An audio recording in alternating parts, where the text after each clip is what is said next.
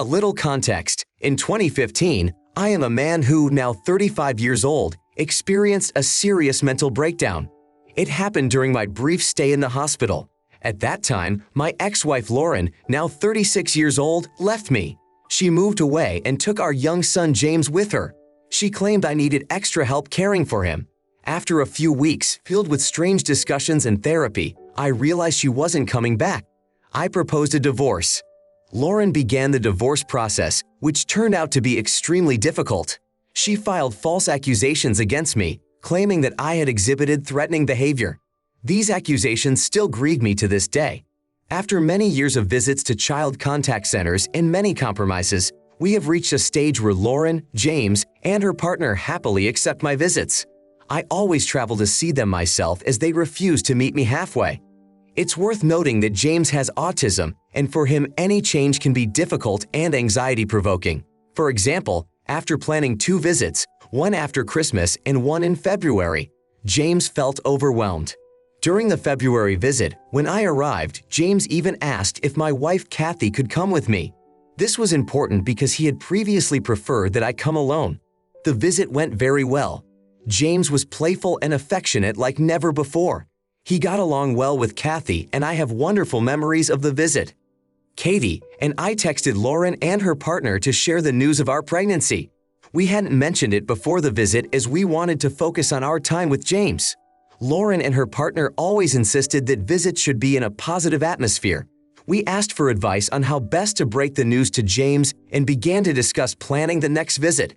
In response, Lauren and her partner expressed frustration with the way we were handling the situation. Lauren cried, expressing concern about the impact this news might have on James.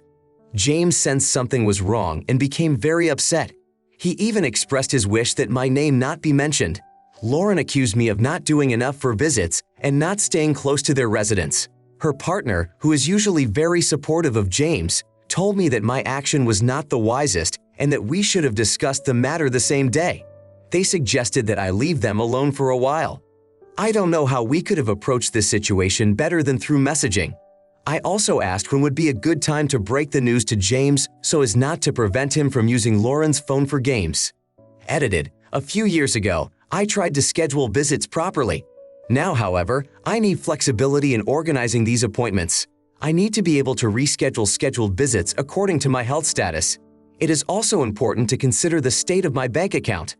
Oh, my God, you're not an idiot. You're trying to be a good father. There are many obstacles in your way, most of which your ex has created. You're handling them just fine. I think your ex is jealous of how you are handling being a father. Please don't feel like an idiot because you're not.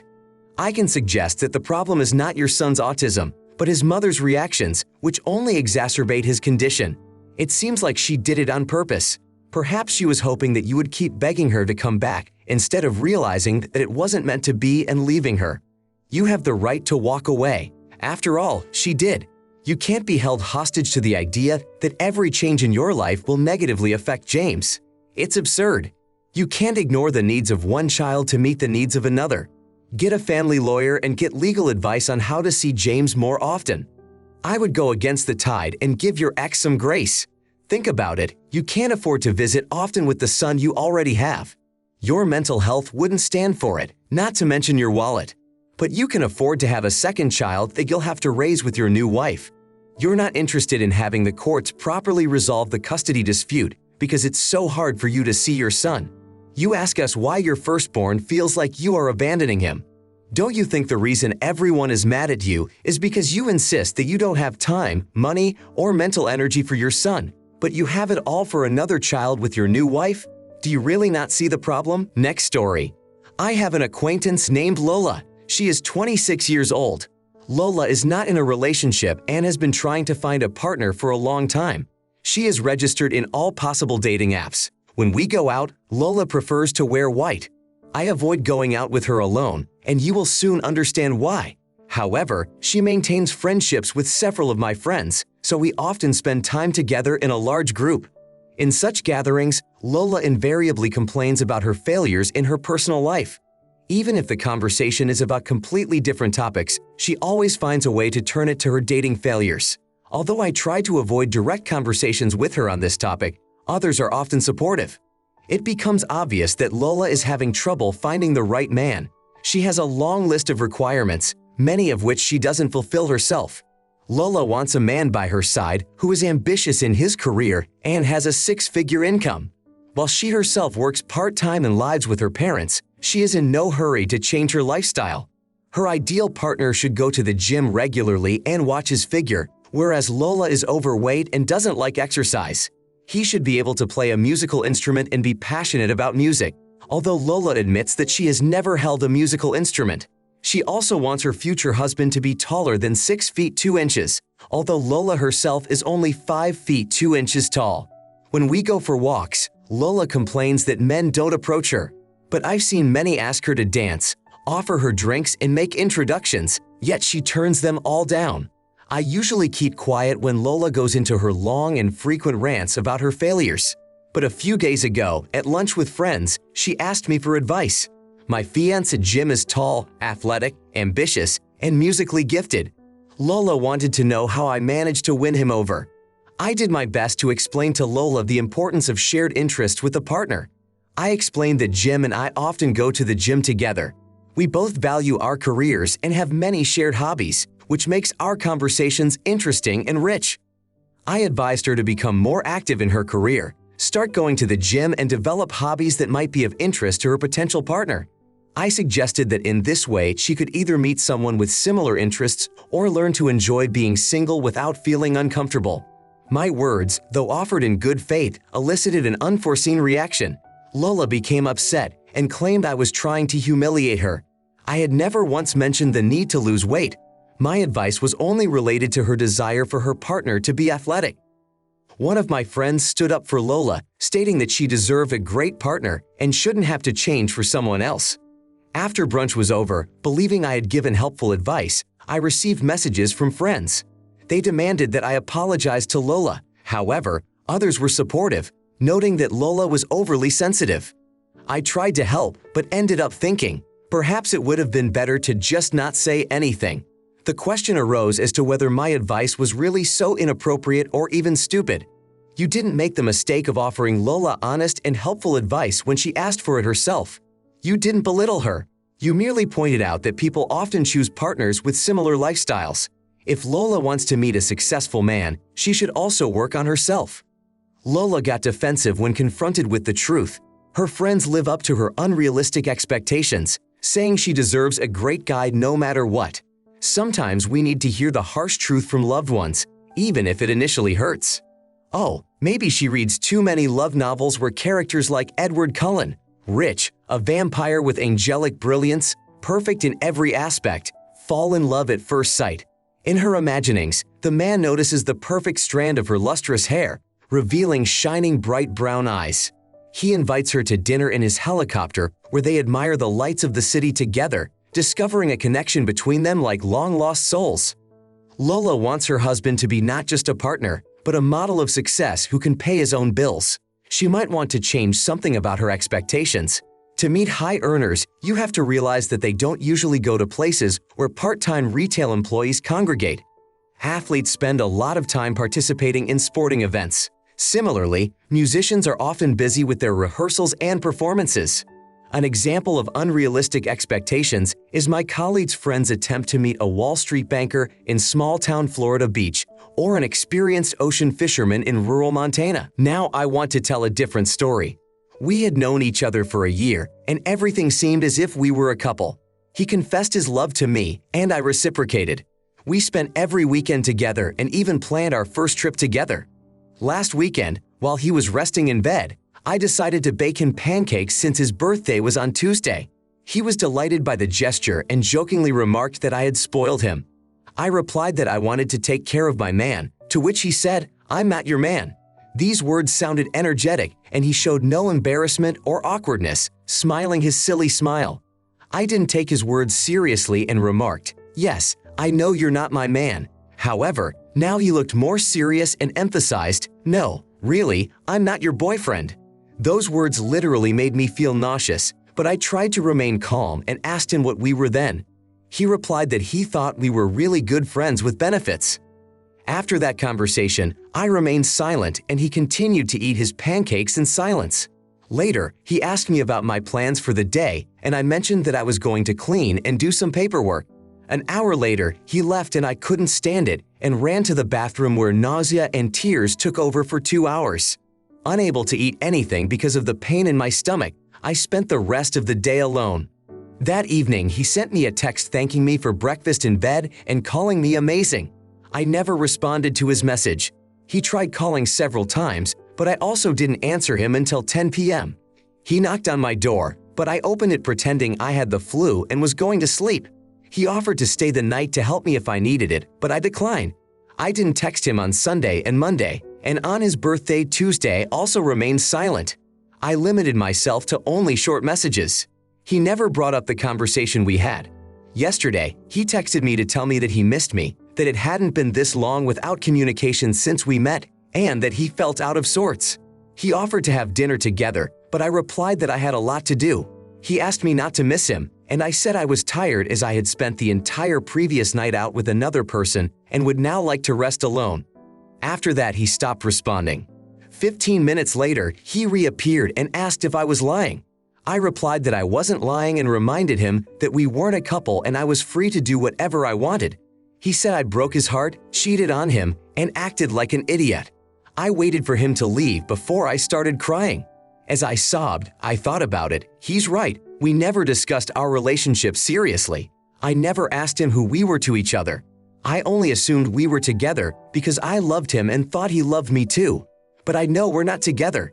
So why was he upset when he found out I spent the night with another man? Was I really an idiot? It's a betrayal. We're not together and you cheated on me. That's completely absurd. You're certainly not stupid. I'd say the best solution would have been to accept the challenge immediately. As soon as he expressed it, these losers will run to tell their friends that you betrayed without any context on your part. From my past experience, guys like this love to present themselves as victims. He went beyond saying that you're not together or that he's not your boyfriend.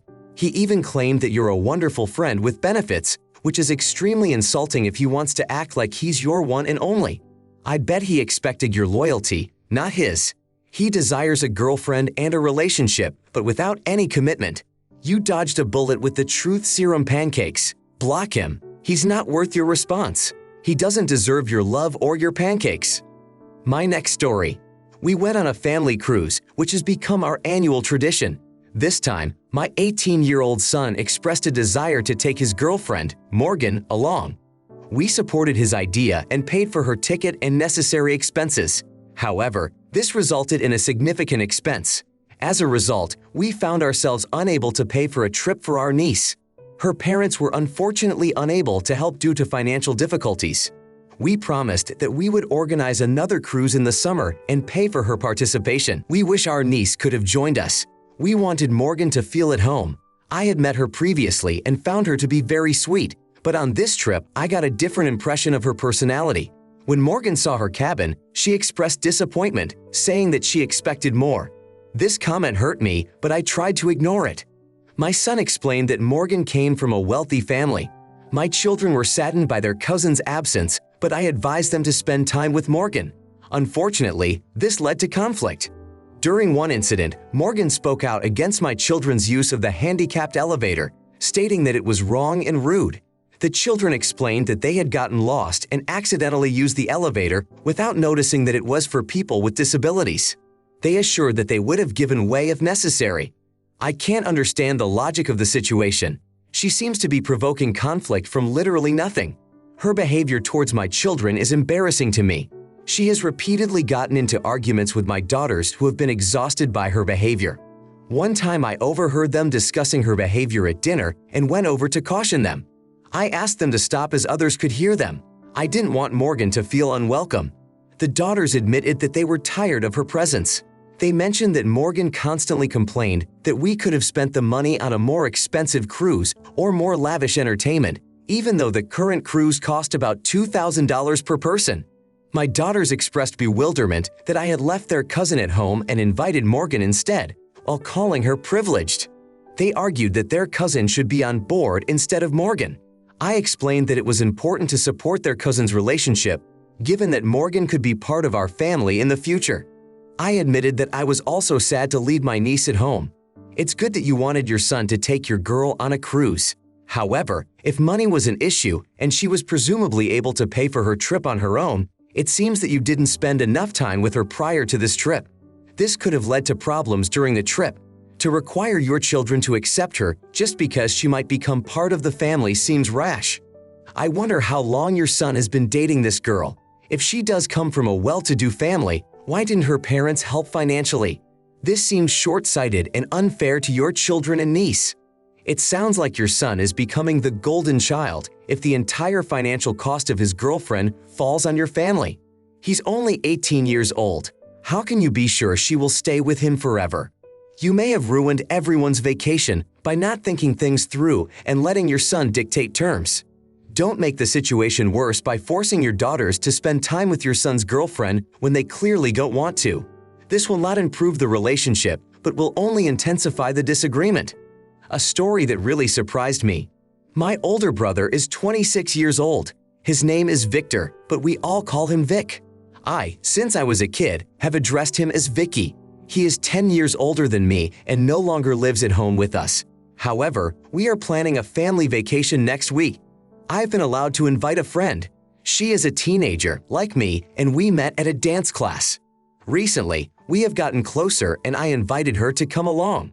I informed her that she would be sharing a room with me and Vic, and that was fine with her. We started planning the trip. Yesterday, my friend arrived at our house. She met Vic for the first time. Our parents wanted her to meet him beforehand since he would be in charge of us during the vacation. When she saw Vic, she got scared and declared that she didn't want to go anymore. She asked her parents to take her home. I was upset and couldn't understand what was wrong. She later called me and told me she was upset because I had never specified that Vic was a man. I was confused since I had always called him my brother. I explained this to her, but she replied that she had never heard me say it.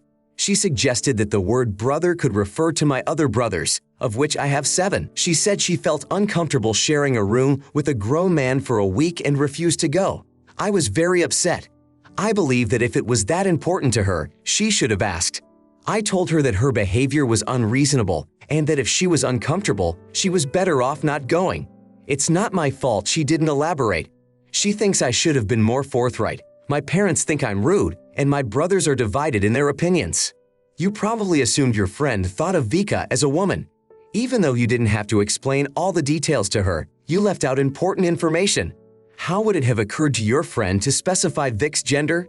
You didn't consider whether it was even appropriate for your older brother to share a room with you. There is a lot of cross-dressing going on in the room, and this could be embarrassing to a stranger if Vic was not a brother. Without considering these aspects, the situation seems ridiculous. Your friend is a teenager and your brother is 26 years old. How could your family think it's okay for a grown man to share personal space with a girl who isn't related? This is beyond appropriate. It's hard to understand how this situation could even arise. You never once mentioned that Vic is your brother.